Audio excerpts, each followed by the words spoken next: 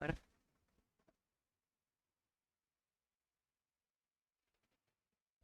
चलो शुरू किया जाए।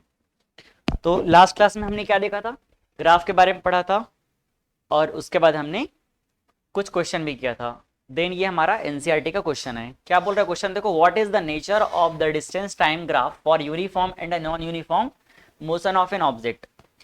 अगर हम किसकी बात कर रहे हैं, डिस्टेंस टाइम ग्राफ। देखो, distance time graph, distance time graph का नेचर कैसा था। पहला, अगर हम बात करें किसके लिए, यूनिफॉर्म मोशन, यूनिफॉर्म मोशन। तो यूनिफॉर्म मोशन के लिए कैसा हमको ग्राफ मिला था, स्ट्रेट लाइन, बस यही लिखना है, स्ट्रेट लाइन। फिर नॉन यूनिफॉर्म मोशन के लिए क्या मिला था, कर्व, हो गया नॉन यूनिफॉर्म कर्व।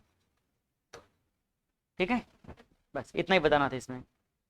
अगला, what can you say about the motion of an object whose distance time graph is a straight line parallel to time axis. ये कुछ इस तरह से बोलना चाह रहा है। ये देखो, हम एक ग्राफ बना लेते हैं, ये हमारे पास ग्राफ है, ये क्या हो जाएगा, डिस्टेंस, और ये हो जाएगा टाइम। देखो, ये बोल रहा है कि distance time graph is a straight line. ये एक स्ट्रेट लाइन तो है, लेकिन किसके पैरेलल है, ये जो हमारा टाइम एक्सिस है इसके पैरेलल है। मतलब कुछ इस तरह से, ये ऐसा। तो इसके बारे में क्या कमेंट करना चाहोगे, बोल रहे हैं इसका मतलब क्या है, जितने डिस्टेंस पे है उतने ही डिस्टेंस पे ये रुका हुआ है कांस्टेंट। मान लो यहाँ पर कितना है, 10 मीटर है लेट सपोज। तो ये कोई भी टाइम देखा जाए, चाहे हम 1 बोले, चाहे हम 2 बोले, चाहे 3 बोले, चाहे 4 बोले, हर टाइम पे एक ही डिस्टेंस ट्रेवल कर रहा है। तो इसके बारे में क्या बोला जाएगा, ऐसा ग्राफ हमने कब देखा था भाई, ये कौन सा है, डिस्टेंस टाइम ग्राफ है। डिस्टेंस टाइम ग्राफ में कितने कितने हम लोग ग्राफ देखे थे। हम्म, डिस्टेंस टाइम ग्राफ में क्या कहता, 3 में बताओ। हम्म, टाइम अगर सेम है इसका मतलब क्या होगा, थोड़ा लॉजिक लगाओ ना। यहाँ पर आप एक्सेलरेशन ला रहे हो, मतलब वेलोसिटी होना चाहिए यहाँ पर, change in velocity with respect to time. ये तो चेंज इन पोजीशन, डिस्टेंस है with respect to time. Position में कोई चेंज हो रहा है क्या, नहीं हो रहा है। मतलब हमने जहां पर पहले देखा 1 सेकंड पे, 2 सेकंड पे, 3 सेकंड पे, वहीं पे 4 सेकंड पे भी है। टाइम के अकॉर्डिंग इसका पोजीशन क्या है, सेम है। मतलब अभी आप कौन से पोजीशन पे हो, कांस्टेंट का मतलब क्या होता है, आपका क्या मोशन हो रहा है अभी, रेस्ट बोला जाता है। क्या बोला जाता है, तो ये किसी भी ऑब्जेक्ट के रेस्ट पोजीशन को रिप्रेजेंट करता है। ठीक है, ऑब्जेक्ट क्या है इसमें, रेस्ट पोजीशन पे है, तो बस लिख देना क्या है, it represent the object is said to be rest position. इस कंडीशन में क्या हो जाएगा, object is at rest position, rest position. भाई कोई मोशन हो ही नहीं रहा है, कोई पोजीशन में चेंज हो ही नहीं रहा है, मतलब वो क्या है, रेस्ट पे है। अगला, what can you say about the motion, same question है क्या, नहीं, motion of an object if it's time, it's speed time graph. देखो सेम है ग्राफ, क्या बोल रहा है कि अब आपको एक स्पीड टाइम ग्राफ ले लेना है।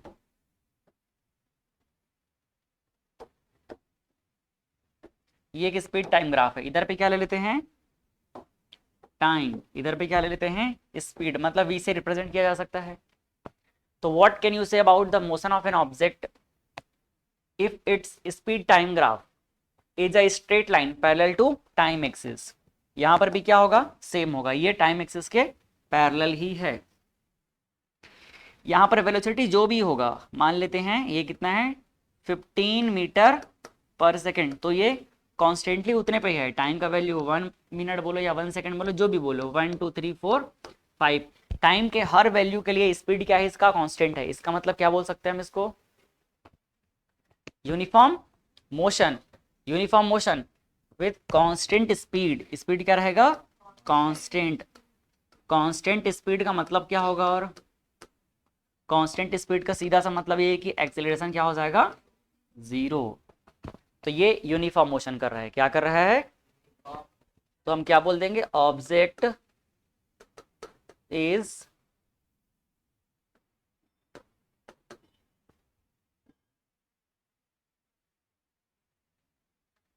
ऑब्जेक्ट हैज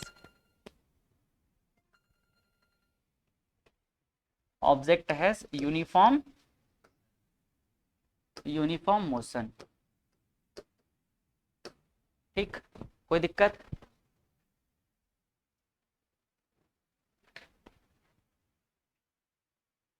अगला question, what is the quantity which is measured by the area occupied below the velocity time graph? बताओ, वेलोसिटी टाइम ग्राफ में जो एरिया होता है उससे हम कौन से क्वांटिटी को मेजर कर सकते हैं? डिस्टेंस और डिस्प्लेसमेंट है ना। तो क्या हो जाएगा ये? Distance travelled by an object. समझ आया कि नहीं भाई? एरिया अंडर कर्व क्या रिप्रेजेंट करता है? एरिया अंडर वीटी कर्व किसको रिप्रेजेंट करता है? डिस्टेंस या डिस्प्लेसमेंट को रिप्रेजेंट करता है। ठीक है, तो आप चाहो तो लिख सकते हो यहाँ पर डिस्टेंस और डिस्प्लेसमेंट दोनों लिख लेना। स्पेशली वेलोसिटी बोला है ना, तो हम लोग डिस्प्लेसमेंट लिख देते हैं। ठीक है, हालांकि दोनों ही रिप्रेजेंट हो सकता है, डिस्प्लेसमेंट एंड डिस्टेंस।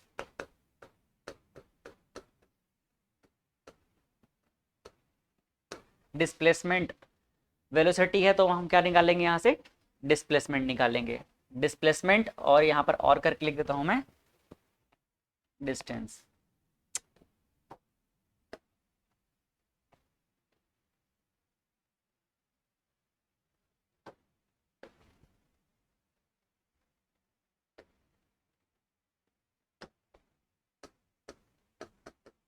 डिस्प्लेसमेंट और डिस्टेंस दोनों ही मेजर हो सकता है।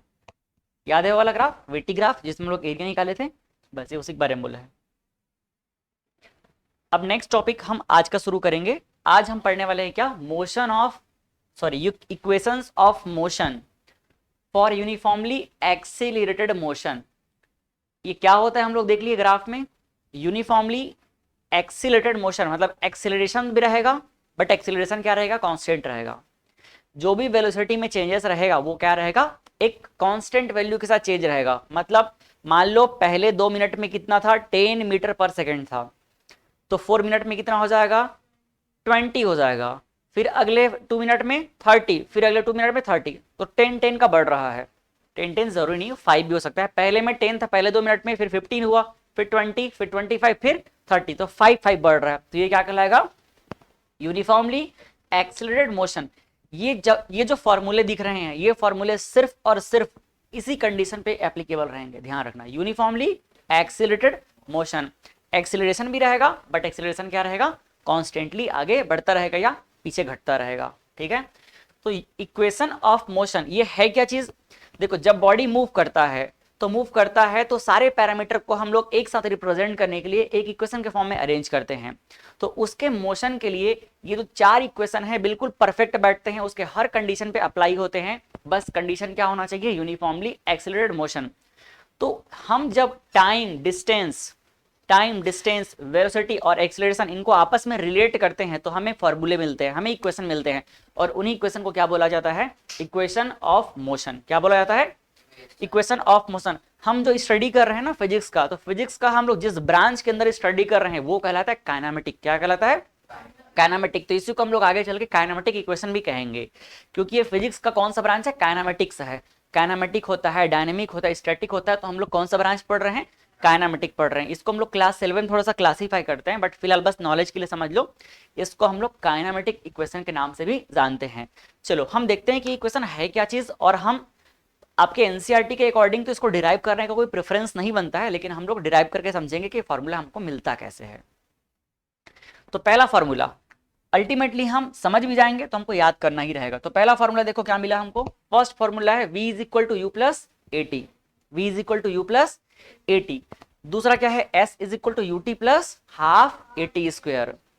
u is equal to s is equal to u t plus half a t square. V square is equal to u square plus 2as। इसको लोड नहीं लेना, ये अभी आपका काम बिल्कुल भी नहीं आने वाला है, बस मैं तो दिखाने के लिए रख दिया हूं यहाँ पर। ये नोट करके देखो, एक पॉइंट लिखा गया है, दीज इक्वेशंस आर वैलिड। कहां पर वैलिड होगा? Only for uniformly accelerated motion. समझ आया ना? Not valid for variable accelerated motion. अगर एक्सीलरेशन अलग अलग होगा तो वहां पर ये काम नहीं करेगा। एक्सीलरेशन क्या होना चाहिए? कांस्टेंट होना चाहिए। यूनिफॉर्मली एक्सीलरेटेड मोशन पे ही ये फॉर्मूले काम करेंगे, बाकी जगह काम नहीं करेंगे। मान लेते हैं हम एक ऑब्जेक्ट ले लेते हैं, कंसिडर एन ऑब्जेक्ट। ये हम एक पाथ बना लेते हैं। लेट सपोज यहां पर एक ऑब्जेक्ट है, ये एक ऑब्जेक्ट है जो स्टार्टिंग में रेस्ट कंडीशन पे रखा हुआ है। अब ये क्या होगा? मूव करना शुरू करेगा।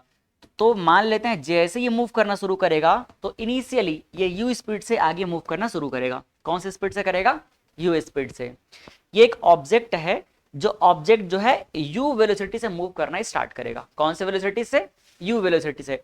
और जैसे जैसे ये आगे बढ़ते जाएगा, कौन से एक्सीलरेशन से आगे बढ़ेगा? एक्सीलरेशन ए के साथ ही आगे बढ़ेगा। समझ आ रहा है? अब फाइनली थोड़ी देर बाद हम देखते हैं कि ये ऑब्जेक्ट कहां पहुंच गया? इधर पे पहुंच गया, ये यहां पहुंच गया। अब यहां तक पहुंचने में इसको कितना टाइम लगा है? इसको लगा है टोटल टी टाइम। कितना लगा है? टी टाइम लगा है। ये टी सेकंड में इतना दूर पहुंच गया। कोई दिक्कत यहां तक में? और टी सेकंड में जब इतना दूर पहुंचा तो ये जो पोजीशन चेंज है, ये पोजीशन चेंज कितना है? यहां पर मान लेते हैं कि पहला इसका जो पोजीशन रहा होगा, इसको हम बोलेंगे एक्स इनिशियल। इस पोजीशन को हम क्या बोल देंगे? X initial. ये हो जाएगा एक्स इनिशियल पोजीशन, या हम चाहें तो x1 भी कह सकते हैं। और बाद में हम देखें तो फाइनली कहां पहुंच गया? इस जगह पहुंच गया। तो ये हो जाएगा xf। कोई दिक्कत? तो यहां से यहां तक का जो गेपिंग है, यहां से यहां तक का जो गेपिंग है, इसको हम क्या बोलेंगे? इसको हम बोलेंगे xf माइनस xi। क्या बोलेंगे? xf minus xi। Position change हो गया, और यही पोजीशन चेंज और कुछ नहीं है, यही क्या कहलाता है? डिस्प्लेसमेंट कहलाता है। क्या कहलाता है? डिस्प्लेसमेंट, जिसको हम लोग एस से रिप्रेजेंट कर देंगे। क्लियर है? तो यहां तक कोई दिक्कत है क्या? यू वेलोसिटी से मूव करना स्टार्ट किया, ए एक्सीलरेशन से आगे बढ़ता गया, और फाइनली जब ये इस पोजीशन पे आया तब देखा गया कि इसका वेलोसिटी कितना हो चुका था? वी हो चुका था। कितना हो चुका था? तो ये u से जो v का चेंजेस है, ये किसको रिप्रेजेंट कर रहा है? एक्सीलरेशन a को रिप्रेजेंट कर रहा है। और यहां से यहां तक जाने में इसको कितना टाइम लगा है? टाइम t लगा है। और t टाइम में इसके पोजीशन में चेंज कितना है? xf minus xi, final minus initial, जिसको हम क्या बोलेंगे? डिस्प्लेसमेंट। तो ये सारे जो पैरामीटर हमने भी एग्जांपल से समझे हैं ना, उन्हीं को यहाँ पर लिखा गया है, जो हमें यूज करने रहेंगे। xi क्या है? Initial position of object at instant t equal to 0। भाई सबसे शुरू में देखे टाइम कुछ काउंटिंग नहीं हुआ है, तो ये क्या कहला गया? t इक्वल टू 0 टाइम कहलाता है। ये स्टार्टिंग वाला टाइम क्या कहलाता है? t equal to 0 time. इसको आप चाहो तो यहां पर दिखा सकते हो ऐसे करके। तो ये t इक्वल टू क्या है? 0 टाइम है। और ये क्या कहलाएगा? ये फाइनल पोजीशन है, तो इसको मैं यहां पर दिखा देता हूं। और ये t इक्वल टू कौन सा है? t सेकंड है। t equal to time t equal to t second. तो xi क्या है? xi है इनिशियल पोजीशन, जब ऑब्जेक्ट कहां पर है? रेस्ट, जब ऑब्जेक्ट जो है बिल्कुल शुरुआत पे है, t इक्वल टू 0 पे है। फिर xf क्या है? फाइनल पोजीशन, जब हमने दूसरी बार देखा तो वो कहां पहुंच चुका था? इस जगह पहुंच चुका था। u क्या है? Initial velocity of an object at time t equal to 0। ये t इक्वल टू 0 पे जब हमने स्टार्टिंग में देखा तो उसका स्पीड कितना था? वेलोसिटी कितना था? u था। इनिशियल वेलोसिटी कहलाता है। फिर जब हमने बाद में देखा फाइनल पोजीशन पर, जब यहां पहुंच गया तब देखा तो उसका वेलोसिटी कितना था? v था। कोई दिक्कत है? और a क्या है? a है उसका एक्सीलरेशन। क्या है? a जो है एक्सीलरेशन है। कोई दिक्कत है? नहीं है ना? अब देखो हम सीधा स्टार्ट करेंगे इसको डिराइव करना। अगर आप लोगों को समझ नहीं आएगा तो बताना, मैं खुद से डिराइव करके बता दूंगा इसको।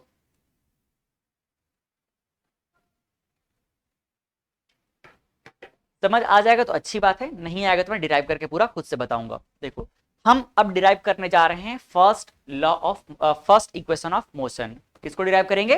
फर्स्ट इक्वेशन ऑफ मोशन, जो है क्या चीज? v is equal to u plus a t, जहां v क्या है? फाइनल वेलोसिटी, u क्या है? इनिशियल वेलोसिटी, a क्या है? एक्सेलरेशन, t क्या है? Time, total time of travelling. अब देखना जरा, सबसे पहली चीज, फर्स्ट इक्वेशन ऑफ मोशन, जिसको हम लोग और क्या नाम से जानते हैं, इस फर्स्ट इक्वेशन ऑफ मोशन को हम जानते हैं वेलोसिटी टाइम रिलेशन के नाम से। क्या बोलते हैं इसको हम लोग? Velocity time relation. क्यों बोलते हैं? क्योंकि ये हमें वेलोसिटी और टाइम का रिलेशन बताता है।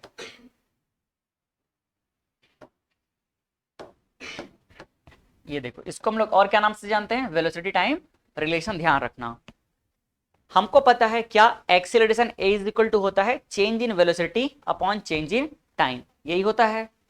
अब यहां पर क्या लिख दिए? Acceleration a is equal to v minus u. क्या लिख दिए? V minus u. और अपॉन क्या हो जाएगा? Change in time t minus zero. कोई दिक्कत यहां तक में? ठीक है। फिर देखो ये टाइम क्या हो जाएगा? T minus zero. तो देख लो क्या करेंगे अपन, v माइनस यू एक साइड हो जाएगा और t को यहां मल्टीप्लाई कर देंगे तो v minus u is equal to a t. कोई दिक्कत यहां तक में? अगर दिक्कत रहो तो बता सकते हो मुझे भी, है ना। फिर देख लो u को मैंने उधर ट्रांसफर किया तो v is equal to u plus a t, ये मिल गया फॉर्मूला। कौन से स्टेप में दिक्कत हो रहा था? नहीं आपको कोई प्रॉब्लम नहीं किसी भी स्टेप में? सब समझ ही नहीं आया? कोई बात नहीं, चलो ठीक।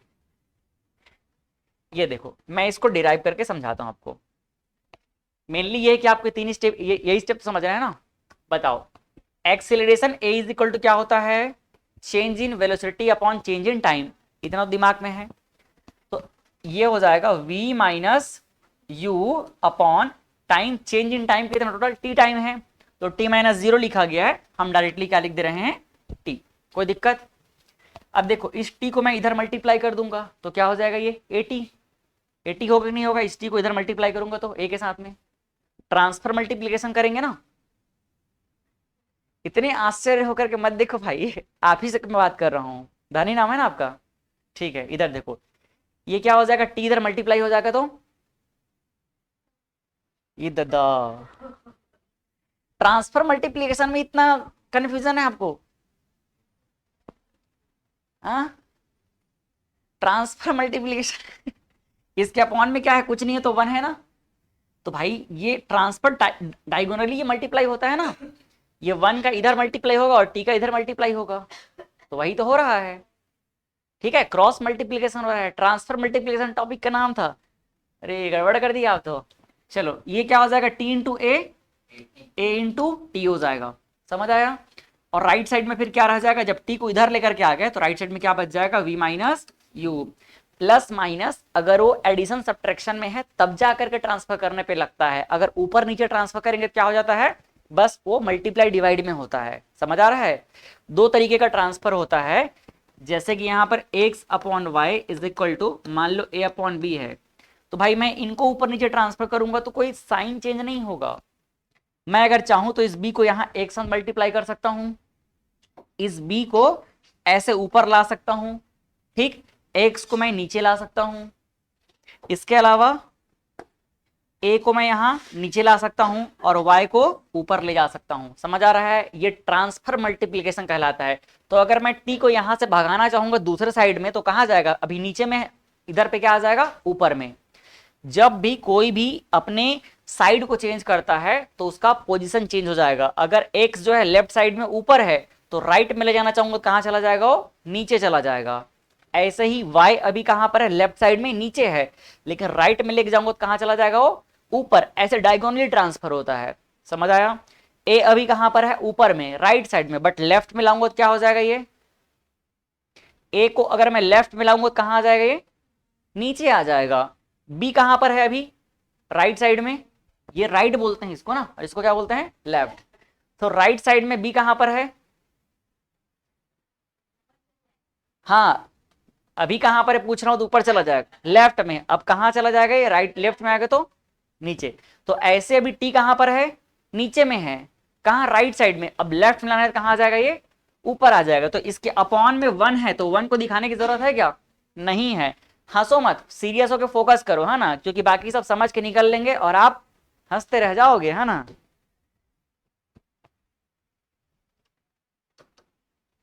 अब देखो हमें क्या चाहिए? हमें इस u को इधर ट्रांसफर करके v को अकेले छोड़ देना है। तो u अभी क्या है? निगेटिव में है। तो अब ये क्या हो जाएगा? इधर आएगा तो पॉजिटिव। समझ आ रहा है ना? अभी ये v के साथ देखो क्या है? सब्ट्रैक्शन में है। किस में है? ये सब्ट्रैक्शन में। तो इधर आएगा तो वो एडिशन में हो जाएगा। तो इधर ले आते हैं इसको, a t प्लस क्या हो जाएगा? u is equal to v। तो भाई अल्टीमेटली रीअरेंज करेंगे तो वही तो मिल गया ना। v कहां पर है, अभी इस साइड में अकेले है, मैं इसको इधर ले आऊंगा तो क्या हो जाएगा, v इज इक्वल टू, इधर कर देता हूं इसको u प्लस ए टी। तो देखो ये मिल गया कि नहीं हमको, ठीक है। इसको मैंने इक्वल टू के इधर ऐसे ट्रांसफर कर दिया, समझ आया कि नहीं। तो ये हमको फाइनली डिराइव होके मिल गया। यहां देखो ये v क्या है, वेलोसिटी, u क्या है, वेलोसिटी। तो एक्चुअल में ये वेलोसिटी और टाइम के रिलेशन को बताता है। एक्सेलरेशन तो क्या रहेगा, कांस्टेंट रहेगा, तो वेलोसिटी में चेंजेस को बताएगा विद रिस्पेक्ट टू टाइम। इसीलिए इस रिलेशन को हम क्या बोलते हैं, वेलोसिटी टाइम रिलेशन कहते हैं। तो पहला इक्वेशन याद हो गया कि नहीं हो गया। और अगर कल मैं पूछूंगा कि पहला इक्वेशन क्या था, v equal to u plus a t क्या है करके, और नहीं बता पाओगे तो उसके लिए फिर कुछ डंडा लेके आ रहना और एक एक हथौड़ी अपने माथे को मारना, ठीक है। क्योंकि इस इक्वेशन को हम याद ही कर ले, इसीलिए इतना देर तक के मैं पूरा डेरिवेशन समझा दिया हूँ। डेरिवेशन को तो घर जाके 2 बार प्रैक्टिस करना, तब दिमाग में रुकेगा वो। लेकिन ये फॉर्मूला तो अब भी याद हो जाना चाहिए, इसको कल नहीं भूलना है। क्या है formula, v is equal to u plus a t. याद हो गया, पक्का नहीं हो आपको याद, क्या है फॉर्मूला। हाँ, v equal to u plus a t, v equal to u plus a t. बार बार बोलने में हेजिटेट नहीं करना है, बोलने से ही याद होगा। मन में बोलो, चिल्ला के बोलो, किसी को सुना के बोलो, लेकिन बोलो, ठीक है। चलो आगे चलें। अब ये मैं सिर्फ ऐसे समझाने के लिए बस लिख दिया, बाकी तो लिखा हुआ है यहाँ पर, कोई दिक्कत का बात नहीं है ना। चले आगे। This is required velocity time relation use to calculate velocity after certain time. अब इसका यूज कहां पर करना है, जब भी कभी क्वेश्चन में ऐसा बोला जाएगा कि एक ऑब्जेक्ट है, वो इतना स्पीड से चलना शुरू किया, अब इतने टाइम बाद बताओ उसका स्पीड कितना हो जाएगा, और इतने एक्सेलरेशन से वो मूव कर रहा था, तो भाई इस फॉर्मूले को लगा देंगे, तुरंत मिल जाएगा। इसमें कितने पैरामीटर हैं, 4 पैरामीटर। क्या क्या है, initial velocity, final velocity, third क्या है एक्सेलरेशन, 4 क्या है टाइम। इन 4 चीजों में से कोई 3 चीज दिया रहेगा। कितना पैरामीटर दिया रहेगा, 3, और 4th पूछा जाएगा, तब इसको अप्लाई करेंगे। बात समझ आया। आप किसी इक्वेशन को देख करके समझो कि उससे क्वेश्चन कैसे बन सकता है। आपको इसमें टाइम पूछ सकता है, बाकी 3 चीज दिया रहेगा, u v और a। आपको v पूछा जा सकता है, आपको u दिया रहेगा, a दिया रहेगा और t दिया रहेगा, निकाल लोगे ना। 3 चीज अगर दिया है तो चौथा निकल ही जाएगा ना उसमें। आपको u पूछा जा सकता है, इनिशियल वेलोसिटी, बाकी 3 दिया रहेगा, एक्सीलरेशन पूछा जा सकता है, समझ आया। तो अल्टीमेटली हमने इसी फॉर्मूले को तो रीअरेंज बस किया है और कुछ नहीं है। इस फॉर्मूले को तो पहले से यूज कर ही रहे थे ना, इसी को हमने क्या किया, थोड़ा सा मॉडिफाई किया और हमको ये वाला इक्वेशन मिल गया। कोई दिक्कत, खा लो नाखून को पूरा। नेक्स्ट सेकंड इक्वेशन हमारे पास आता है। सेकंड इक्वेशन क्या है, सेकंड इक्वेशन है s is equal to u plus half a t, u t plus half a t square. क्या है फॉर्मूले का नाम, s is equal to, formula देख लो क्या है, s is equal to u t plus half a t square, u t plus half a t square, ठीक है। अब देखो इसको हम बोलते हैं डिस्टेंस टाइम इक्वेशन। क्या बोलते हैं, डिस्टेंस टाइम इक्वेशन। ये देखो s डिस्टेंस, एक्चुअल में s डिस्टेंस नहीं होता है, s क्या होता है, डिस्प्लेसमेंट। s क्या होता है, डिस्प्लेसमेंट। तो इसको हम लोग बोलेंगे s को पोजीशन या डिस्प्लेसमेंट, तो पोजीशन टाइम इक्वेशन कह सकते हैं। क्या कह सकते हैं, पोजीशन टाइम इक्वेशन कह सकते हैं।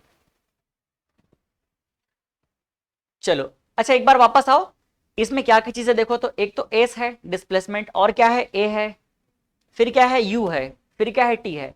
क्या चीज नहीं है इसमें, v नहीं है। तो ध्यान रखना इसमें v नहीं है, इसमें v नहीं रहेगा। कौन सा फॉर्मूला है जहां v नहीं रहेगा, तो ये सेकंड फॉर्मूला है, ध्यान रखना, क्योंकि जो नहीं है उसके अकॉर्डिंग भी हमको उसका यूज करना रहेगा। अब इसको हम सीधे ही सॉल्व करते हैं, समझ नहीं आएगा फिर बता देना, थोड़ा फोकस करने की कोशिश करना। इसको डिराइव करके मैं पूरा बताऊं वो टाइम पास बस है। पहला हम जानते हैं एवरेज वेलोसिटी क्या होता है, डिस्प्लेसमेंट अपॉन टाइम टेकन, ये पता है पहले से, ठीक है। इसको अगर मैं फॉर्मूले के फॉर्म में लिखूं क्या हो जाएगा, v average is equal to displacement मतलब x final minus x initial, change in position यही होता है, और चेंज इन टाइम क्या हो जाएगा, टी माइनस जीरो, मतलब अल्टीमेटली टी। ये एक्स एफ माइनस एक्स आई और कुछ नहीं है, यही तो एस है ना, मैंने लास्ट स्लाइड में बताया था, अपॉन क्या हो जाएगा टी। इसको बोल दी इक्वेशन नंबर 1। किसी को तकलीफ यहां तक में नहीं है ना। चलो दूसरा, एवरेज वेलोसिटी निकालने के एक और तरीका हम जानते हैं, क्या होता है, इनिशियल और फाइनल को ऐड कर दो, उसको 2 से डिवाइड कर दो, मतलब एवरेज ले लो। तो ये भी जानते हैं, तो initial velocity plus final velocity upon 2, क्या लिख लेंगे, v average equal to u plus v upon 2। ये दोनों के दोनों इक्वेशन 1 2 वी एवरेज को रिप्रेजेंट कर रहे हैं ना, दोनों सेम ही तो वैल्यू को रिप्रेजेंट कर रहे हैं, तो क्या हम इन दोनों को इक्वेट कर सकते हैं। यहां भी वी एवरेज का वैल्यू है, ये भी वी एवरेज का वैल्यू है, तो दोनों के अगर लेफ्ट इक्वल है तो राइट भी तो इक्वल होंगे ना, हम दोनों को इक्वेट कर दें, दोनों को इक्वेट कर देना, ठीक है। नेक्स्ट यहां पर क्या हो जाएगा, इसका right side s upon t is equal to, इसका राइट साइड क्या हो जाएगा, यू प्लस वी। ठीक, किसी को अगर तकलीफ है तो मैं ऐसे लिख देता हूं, ये देखो वी एवरेज इक्वल टू, पहली इक्वेशन से क्या मिला हमको, पहले इक्वेशन से मिला एस अपॉन टी, और दूसरे इक्वेशन से वी एवरेज क्या मिला, यू प्लस वी अपॉन 2। तो भाई ये दोनों इक्वल ही तो हुए, बस यही हम लोग किए हैं। तो ये देखो ये इक्वल हो गया। अब मैं क्या करूंगा, वापस ट्रांसफर करूंगा, मुझे नीचे में कुछ नहीं रखना है, तो नीचे में जो भी चीज है उसको कहां लेके जाना है, ऊपर। ठीक, तो इधर देखो, इधर नीचे में क्या है, टी, ये टी कहां पर है, लेफ्ट साइड में है, नीचे में है, कहां जाएगा, ये ऊपर चला जाएगा। तो जैसे ऊपर जाएगा तो इन दोनों मल्टीप्लाई हो जाएगा, क्योंकि यहां पर हम लोग क्या लगा सकते हैं, ब्रैकेट लगा सकते हैं। तो टी का यू से मल्टीप्लाई हुआ तो यूटी हो जाएगा, वी से मल्टीप्लाई हुआ तो प्लस वीटी हो गया। 2 कहां पर है, अभी राइट में है, नीचे में है, ऊपर आ जाएगा, लेफ्ट में क्या हो जाएगा, ऊपर साइड में 2u हो जाएगा। कोई दिक्कत यहां तक में, कोई दिक्कत नहीं है। ठीक, देखो इसी इक्वेशन को वापस लिखते हैं अब, from first equation of motion. अब हमको पता है कि फर्स्ट इक्वेशन ऑफ मोशन क्या होता है, v is equal to u plus a t. मैंने क्या बताया था कि हमको जो फॉर्मूला चाहिए सेकंड इक्वेशन क्या होता है, s equal to u t plus half a t square. उसमें क्या नहीं है, v, तो क्या हमको यहाँ पर v रखना है, नहीं रखना है, इस v को हटाना पड़ेगा। तो v कहां से हटेगा, फर्स्ट इक्वेशन जो है ना वहां पर मिलता है हमको v का वैल्यू, और वहां से v का वैल्यू यहां पुट कर देंगे। ठीक, तो देखो क्या हो जाएगा, first from first equation of motion v is equal to u plus a t, इस v के वैल्यू को मैं वहां पुट कर दूंगा। देख लो यहां पर 2s इक्वल टू क्या है, यूटी प्लस v की जगह पुट कर दूं तो क्या हो जाएगा, v की जगह पुट करूंगा तो u प्लस ए टी, और ये हो जाएगा t, समझ आया। अब t को अंदर मल्टीप्लाई करो तो 2s is equal to u t plus u into t plus a t square, t o t क्या हो जाएगा, टी स्क्वायर। अब आप देखो ut प्लस यूटी कितना हो जाएगा, 2ut, तो 2s is equal to 2ut plus a t square. पूरे इक्वेशन को 2 से डिवाइड कर दो, या आप ऐसा समझ सकते हो इस 2 को हम इधर ट्रांसफर कर देंगे, तो जब 2 को इधर लाएंगे तो नीचे आ जाएगा, तो इस 2 को डिवाइड करेगा तो क्या हो जाएगा, डिवाइड होकर के ut हो जाएगा, प्लस ये क्या हो जाएगा, हाफ हो जाएगा। पूरे इक्वेशन को 2 से डिवाइड कर दिए, तो ये 2 कैंसल, ये 2 कैंसल, और इसके नीचे क्या लग जाएगा, 2 लग जाएगा। तो देखो ये क्या हो जाएगा, ये पूरा का पूरा चीज जो है ये बन गया ut plus half a t square. तो s is equal to ut plus half a t square, और इसी s को हम लोग और क्या लिख सकते हैं, xf माइनस xi। तो ये सारा चीज एक साथ लिख दिया गया है और कुछ नहीं है, ये सारा का सारा चीज एक साथ। अगर मैं इसको ऐसे करके अरेंज करके आपको दिखाऊं तो इसका और कुछ नहीं है, s इज इक्वल टू पूरे इक्वेशन को 2 से डिवाइड करेंगे तो क्या हो जाएगा, ut प्लस हाफ 1/2, और ये क्या हो जाएगा, ए टी का स्क्वायर। तो यहाँ s की जगह हम लोग और क्या लिख सकते हैं, xf माइनस xi। ये देख लो, कोई दिक्कत समझने में। ये है सेकंड इक्वेशन ऑफ मोशन, जो किसको बताता है, ये distance covered by the certain distance covered by object in a certain time, या डिस्प्लेसमेंट कवर्ड को बताएगा। इसको हम लोग और क्या नाम से जानते हैं, पोजीशन टाइम रिलेशन। क्या नाम से जानते हैं, पोजीशन टाइम रिलेशन। ठीक है, पर्टिकुलर टाइम के बाद कितना पोजीशन में चेंजेस आ रहा है ऑब्जेक्ट के, उसको बताता है ये इक्वेशन। ये एग्जैक्टली क्लास 11 का डेरिवेशन है, ये जो मैं आप लोगों को सिखा रहा हूं अभी से। समझ आ रहा है कि नहीं, चलें आगे। ठीक, नेक्स्ट थर्ड आता है हमारे पास, कुछ ज्यादा ही छोटा तो नहीं लग रहा है, चला लेंगे ना काम। देखो थर्ड इक्वेशन ऑफ मोशन, इसको हम और क्या बोलते हैं, इसको हम बोलते हैं वेलोसिटी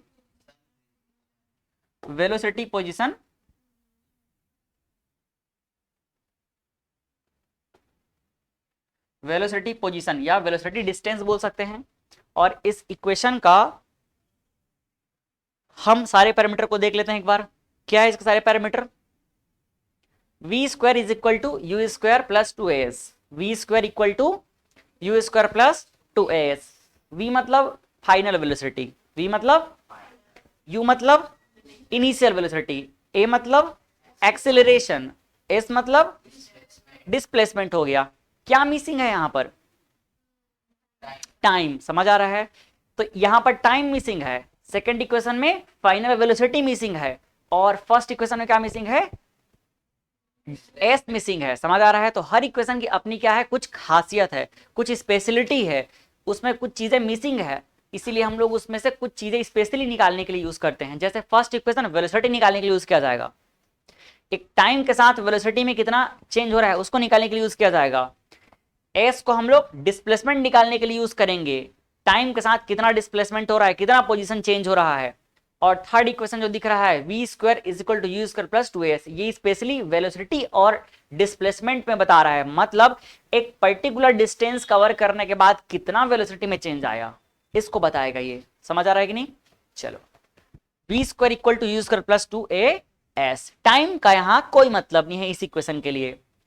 तो देखो, जो हम लोग सेकंड इक्वेशन में पहुंचे थे ना, तो उसका आधा सफर यहां भी हमको आना पड़ेगा, आधा सफर यहां भी तय करना पड़ेगा, फिर थोड़ा सा चेंजेस करना पड़ेगा। जैसे हमने देखा था कि वी एवरेज इक्वल टू क्या होता है, वी एवरेज इक्वल टू होता है, दो तरीके से निकालते हैं। पहला, दोनों वेलोसिटी को ऐड करके हाफ कर दो, ठीक। दूसरा तरीका क्या था, एस अपॉन टी वाला था। बस इन दोनों को हमको यूज करना है। तो s upon t is equal to u t plus u plus v upon 2, यहां तक तो ये यहां भी चाहिए ही रहेगा, ठीक। तो उसको हम लोग डायरेक्टली यूज कर लिए। अब यहां से हमको थोड़ा सा ठीक करना पड़ेगा, ट्रांसफर किए तो ये हो जाएगा 2s is equal to T को अभी फिलहाल मल्टीप्लाई नहीं कर रहे हैं हम लोग, क्योंकि मल्टीप्लाई करके फायदा ही क्या है, जब उसको तो गायब ही करना है, इक्वेशन में गायब करना है ना। तो अपन u प्लस वी रख दिए और टी को बस ऐसे मल्टीप्लाई करके नॉर्मली बाहर में रख दिए। इसी टी को गायब करना है। डेरिवेशन करने के समय में ध्यान रखो कि स्टेप में आपको क्या क्या चीजों का ख्याल रखना है। जैसे पिछली बार में हमें किसको गायब करना था, पिछली बार में हमें v को गायब करना था। इस v को रखने की जरूरत थी क्या? नहीं। तो हमने पहले इक्वेशन से v का वैल्यू लाया और यहां पुट कर दिया। अब वापस उसी पहले इक्वेशन का यूज करेंगे और पहले इक्वेशन से हम क्या करेंगे, इस बार v नहीं, इस बार t का वैल्यू निकालेंगे और t के वैल्यू को वहां पुट कर देंगे। समझ आया? तो देखो, फ्रॉम इक्वेशन नंबर फर्स्ट या first equation of motion v equal to u plus a t होता है। यहां से क्या मैं टाइम का वैल्यू निकालूंगा तो ये ऐसा हो जाएगा t is equal to v minus u upon a, कि एकदम दिक्कत हो गया यहां तक कहने में, नहीं है ना? ट्रांसफर करके इतना निकालने का अभी तक कॉन्फिडेंस आया कि नहीं आया है भाई? यहां से टी का वैल्यू चाहिए ना, तो यू को पहले ट्रांसफर कर दूंगा मैं, तो वी माइनस क्या हो जाएगा यू, फिर ए को नीचे कर दूंगा तो v minus a upon, imagine नहीं हो पा रहा है वो लोग इधर देख सकते हो भाई, ये देखो ये है इक्वेशन नंबर 1। पहले हमें टी का वैल्यू चाहिए ना, तो टी के पास जितना भी कवरिंग है धीरे धीरे उसको हटाते हैं एक एक। तो पहले किसको हटाएंगे, जो दूर है यू है, यू को इधर ले आएंगे, क्या हो जाएगा v माइनस यू। अभी ये एडिशन में प्लस साइन के साथ इधर क्या हो जाएगा, निगेटिव हो जाएगा, तो इक्वल टू क्या हो जाएगा ये 80। अब देखो a है, t के साथ में कैसा है, मल्टीप्लिकेशन में है, मतलब ऊपर है। अब वो नीचे आ जाएगा, इधर भेजेंगे तो ऊपर में है ना, भेजेंगे कहाँ जाएगा, राइट साइड में, सॉरी लेफ्ट में कहाँ आ जाएगा, नीचे आ जाएगा। तो v minus u upon a is equal to t. भाई इसी t के वैल्यू को हमको क्या करना है, अभी जो इक्वेशन नंबर 1 मिला है ना वहां पुट कर देना है। समझ आया? ये जो t दिख रहा है ना, इसी वैल्यू को पुट करना है t की जगह पे। कोई दिक्कत इसमें? तो ये क्या हो जाएगा, देखो फ्रॉम इक्वेशन 1 एंड 2, 2s को 2s रहने दो, u प्लस वी को u प्लस वी रहने दो, into u minus v upon a. कोई दिक्कत है? अब आप देखो, अगर हम इसको मल्टीप्लाई करेंगे आपस में ना तो इतना आ जाएगा। इसको सॉल्व करने का एक सिंपल तरीका भी है, ये कितना है v माइनस यू, ये u प्लस वी है, तो क्या इसको मैं v प्लस यू बोल सकता हूं? कोई दिक्कत है क्या, u प्लस बी बोलू या v प्लस यू बोलू? और ऐसा जैसे ही लिखूंगा मैं, देखो ये तो क्या हो जाएगा v माइनस यू, इसको क्या बोल दूंगा, पहले वाले को v प्लस, और दूसरा क्या हो जाएगा ब्रैकेट में, भाई ये क्या बन गया, a plus b a minus b, formula बन गया। तो क्या हो जाएगा a square minus b square, मतलब v square minus u square. तो हो गया v square minus u square, और ये a कहां पर है, नीचे में, इधर भेज दे उसको, तो भेज दिए, क्या हो जाएगा 2as। अब 2as है, हमें अपने फॉर्मूले को पहले से याद रख के चल रहे हैं ना, तो उसके अकॉर्डिंग v स्क्वायर को अगले छोड़ना है, तो v स्क्वायर को अगले छोड़ देंगे, u स्क्वायर कहां आ जाएगा, राइट साइड में, तो सॉरी लेफ्ट में आ जाएगा। तो u स्क्वायर अभी क्या है, निगेटिव है, इधर आके क्या हो जाएगा, पॉजिटिव। तो देखो v स्क्वायर इक्वल टू क्या बच जाएगा, u स्क्वायर जैसे से ऐड होगा तो u स्क्वायर प्लस 2as। सीधा हमने दो स्टेप एक साथ कर दिया, पहले इस यू स्क्वायर को इधर लाया और उसको फिर साइड को चेंज कर दिया। कोई दिक्कत यहां तक आने में? फिर this equation, this is required velocity position relation. ये कौन सा रिलेशन है? वेलोसिटी पोजीशन का रिलेशन है, जिसका यूज हम कब करेंगे? Use to calculate velocity at certain position. एक सर्टेन पोजीशन के बाद वेलोसिटी क्या होगा उसको निकालने के लिए हम लोग इसका यूज करते हैं। तो तीनों हमको याद हो गया। पहला क्या है? v is equal to u plus a t. Second क्या है? s is equal to u t plus half a t square, u t plus half a t square. Third क्या है? v square is equal to u square plus. हो गया याद? ठीक है, याद करना टारगेट है, हमको इसको भूलना है ही नहीं। चलो आते हैं क्वेश्चन पे। पहला question, a train starting from rest. एक ट्रेन है जो कहां से मूव करना स्टार्ट करेगा? रेस्ट से। जब भी रेस्ट से स्टार्ट कर रहा है मतलब तुरंत समझ जाओ इनिशियल वेलोसिटी क्या है? 0। अटेन्स अ वेलोसिटी, और वो फिर आगे कितना वेलोसिटी अचीव करेगा? 72 किलोमीटर पर आवर्स इन कितने टाइम में? 5 मिनट में। Assuming that acceleration is uniform, इसको बोलना ही पड़ेगा उसको, क्योंकि यूनिफॉर्म एक्सेलरेशन पे ही हमारा फॉर्मूला काम करेगा। तो ये चीज वो बोलता ही है कि एज्यूमिंग एक्सेलरेशन इज यूनिफॉर्म, मतलब समझ जाओ हमको क्या लगाना पड़ेगा? Equation of motion. फाइंड, पहला क्या निकालना है? एक्सेलरेशन। देखो अभी आपको शुरुआत करना है इसलिए मैं लिखने का तरीका बता देता हूं। गिवन दैट, क्या दिया हमको? गिवन दैट में क्या क्या है बताओ जल्दी से। गिवन दैट में पहला चीज क्या है? First initial velocity u is equal to 0, final velocity v is equal to 72 kilometre पर आवर्स, और क्या दिया है? Time, time t is equal to 5 minute. भाई इधर ये आवर्स में है और ये मिनट में, गड़बड़ हो रहा है, इसको अभी आवर्स में चेंज कर देते हैं। चेंज कर दें तो 5 मिनट को किस में करेंगे? आवर्स में। तो कितना हो जाएगा? 5/60। 5/60। आप चाहो तो और सिंपल कर सकते हो, कितना हो जाएगा? 5 से डिवाइड करोगे तो 1/12 आवर्स। कोई दिक्कत यहां तक में? और कुछ दिया इसके अलावा? नहीं दिया है। अब निकालना क्या है? पहला चीज फर्स्ट क्या निकालना है बताओ? एक्सीलरेशन ए निकालना है। आपके पास है क्या चीज? v है, u है, t है, a निकालना है। कौन सा फॉर्मूला लगेगा? फर्स्ट। तो ये हो जाएगा क्या? First using first equation of motion, using first equation of motion. First equation of motion और कुछ नहीं है, या आप चाहो तो डायरेक्टली इसको फर्स्ट इक्वेशन ऑफ मोशन ना बोल करके सीधा a is equal to v minus c upon t भी बोल सकते हो। तो डायरेक्टली लिख दो मैं उसको, a इज इक्वल टू क्या हो जाएगा? v minus u upon T. u का वैल्यू कितना है? u का वैल्यू 0, v का वैल्यू 72, तो 72 फिर माइनस 0, फिर t कितना है? 1/12। ध्यान रखना मैंने यूनिट चेंज पहले ही कर दिया है ना, यूनिट का ख्याल हमको रखना पड़ेगा। अब ये ऊपर जाएगा तो क्या हो जाएगा देखना, 72 का 72 हो गया, 72 माइनस 0 में तो कोई फर्क पड़ेगा क्या? नहीं पड़ेगा। अब ये 12 कहां चला जाएगा? ऊपर, तो ये हो जाएगा 12 ऊपर आ गया। अब मल्टीप्लाई कर लो फिर आ जाएगा वैल्यू। ठीक, कितना आएगा मल्टीप्लाई करने पे? 12 2 जा 24, फिर 2 का कैरी हो गया तो 12 7 जा 84, 84 में 82 कितना हो जाएगा? 86। यूनिट क्या रहेगा? किलोमीटर पर आर स्क्वायर। ठीक, अगर किसी को ये यूनिट को अभी तक याद नहीं कर पाए होगे तो समझ जाना कि बहुत पीछे चल रहे हो, वो अपने दिमाग को जानबूझ करके प्रेशर दे रहे हो, क्योंकि ये छोटी छोटी जो सप्लीमेंट्री चीजें हैं ना वो याद हो ही जाना चाहिए। मतलब आपको घर में खाना बनाना है तो डेली हमको क्या लाना पड़ता है? सब्जी। अब मान लो आपके घर में नमक नहीं है, मिर्ची नहीं है, मसाले नहीं है, सब कुछ नहीं है, तो आपको खाना बनाने का मन करेगा क्या? बोझा बढ़ गया फिर तो। इसीलिए जो चीजें आपको कंपलसरी यूज होना है वो आपके दिमाग में पहले से होना चाहिए, वो आपके किचन में भी पहले से होना चाहिए। और रोज रोज बोले जाओ आज मसाला लेके आ जाओ, रोज मसाला लाओ, रोज धनिया लेके आओ, रोज मिर्ची लाओ, रोज नमक लाओ, खाना बनाना हटा भैया, चलो होटल में ही खा लेंगे, फिर ऐसा हो जाएगा। रोज रोज लाओगे तो क्या मतलब का? वैसा ही है, यूनिट हमेशा यूज होने वाला चीज है। यहाँ वैल्यू चेंज होगा या फॉर्मूला चेंज होगा, टॉपिक चेंज होगा, लेकिन कुछ बेसिक चीजें हैं, यूनिट है, वो कभी चेंज नहीं होता है। तो ऐसी चीजों को तुरंत याद कर लो, ठीक है ना। चलो, तो ये हमारा क्वेश्चन है, पहला वैल्यू निकाल लिए। अब दूसरा निकाल लेते हैं, मैं चेक करते चलता हूँ। एनसीईआरटी बुक रखे हो कोई? जल्दी चेक करो इसका आंसर, आंसर सही आया कि नहीं, चेक कर लो फटाक से।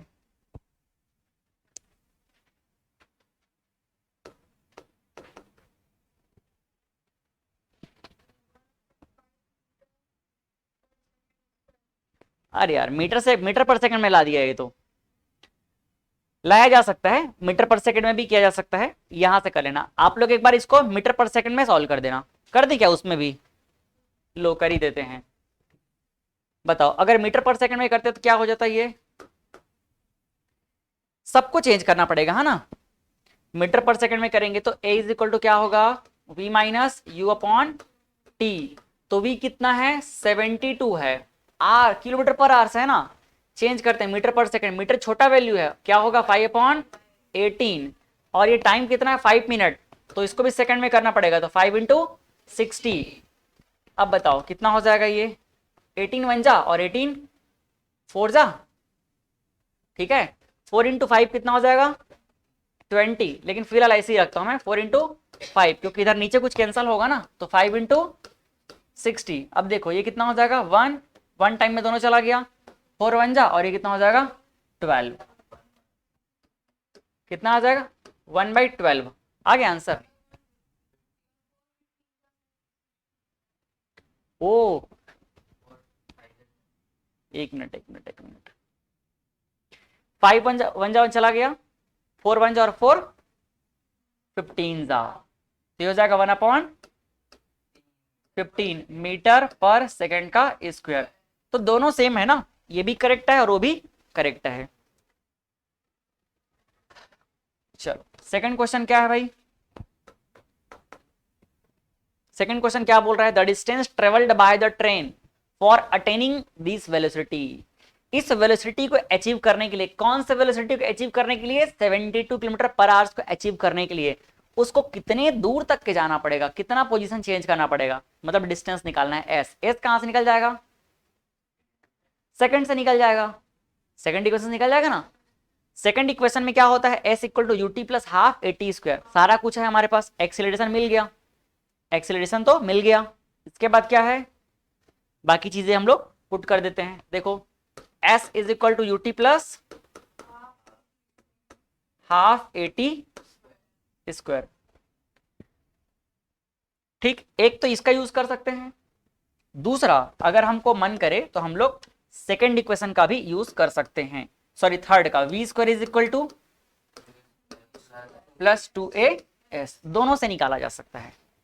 पहला चलो इससे निकालने का ट्राई करते हैं, क्या हो जाएगा, s is equal to u की जगह पे 0, तो ये पूरा क्या हो गया 0 प्लस 1/2, ए की प्लेस पे मीटर वाला पुट कर लेते हैं, कितना आया 1/15 इंटू टाइम टी का स्क्वायर, टी को किस में रखना है, सेकंड में, तो टाइम कितना हो जाएगा 5 इंटू 60, कितने बार है 2 बार, तो ये स्क्वायर लगा दो, ध्यान रखना स्क्वायर पूरे में रखना टाइम में, ठीक। पुट करते हैं, देखो 1/2 इंटू 1/15 इंटू, इसको मैं कुछ नहीं 2 बार लिख देता हूं ऐसे ही, 5 इंटू 5 इंटू 60 इंटू 60, क्या होने वाला है देखो, अब 15 वन जा और ये 15 4 जा, यहां से 2 वन जा और 2 2 जा। अब देखो क्या होने वाला है, जो बच गया उसको लिखते हैं 2 इंटू 5 इंटू 5 कितना हो जाएगा 25 इंटू 60, तो आप देखो ये हो जाएगा 2 इंटू 25 50, कितना हो जाएगा 50, और ये हो जाएगा 60, तो s is equal to 5 into 6 30 और कितना 20, ये मीटर है, या फिर क्या लिख लोगे, इसी को आप लोग 3 0 को किलोमीटर बना सकते हो क्या, तो ये हो जाएगा 3 किलोमीटर, दोनों आंसर सेम है। ये एक तरीका है। अब देखो हमें अगर मन नहीं कर रहा है इस फॉर्मूले सॉल्व करने का, तो हमारे पास ये फार्मूला भी है, इससे भी हम लोग निकाल सकते हैं। कैसे, वी स्क्वायर, वी का वैल्यू कितना है 72 किलोमीटर पर आवर्स, बट हमको किस में रखना है इसको, मीटर पर सेकंड में, तो रख दें मीटर पर सेकंड में। करने के लिए क्या करना पड़ेगा, 5/18, और इसको क्या लगा दिया मैं, square, is equal to u square क्या हो जाएगा 0 प्लस 2 इंटू ए की जगह पे कितना है 1/15 मीटर पर सेकेंड इंटू एस। ठीक, 18 वन जा और 18 4 जा, तो 4 इंटू 5 20, क्या हो जाएगा 20 का स्क्वायर कितना हो जाएगा 20 इंटू 20, एक बार लिख देता हूं, ठीक है, इज इक्वल टू इधर कितना है देखो 2/15 इंटू एस। 15 को इधर ले आते हैं, आप देखो 2 वन जा और 2 क्या हो जाएगा 10 जा, और 15 इधर मल्टीप्लाई हो जाएगा, तो 15 इंटू कितना हो जाएगा, एक बार रुको, ये देखो 20 हो गया इंटू 10 हो गया इंटू 15 इक्वल टू एस। क्या मैं इसको ऐसा लिख सकता हूं, अब s is equal to total multiply करो कितना हो जाएगा, ये 15 इंटू कितना हो जाएगा, ज्यादा हो गया क्या, काटो 0, कोई दिक्कत नहीं है ना, 15 इंटू 30, 30 में 0 300, और ये एक 0 और आ गया, क्या रहेगा यूनिट मीटर, या फिर क्या लिख सकते हैं 3 किलोमीटर। तो ऐसे आपको क्वेश्चन को पढ़ना है, ध्यान से समझना है, और उसके बाद फिर कौन सा रिलेशन यहाँ पर यूज होना है उसको एनालिसिस करके अप्लाई करना रहेगा। ठीक, चलो, तो हम लोग ऑलमोस्ट सब टॉपिक पढ़ लिए, बाकी कुछ बचा ही नहीं अगर देखा जाए तो। ये क्वेश्चंस हैं जो आपको अब सॉल्व करने रहेंगे, ये सारे क्वेश्चन होमवर्क आपके।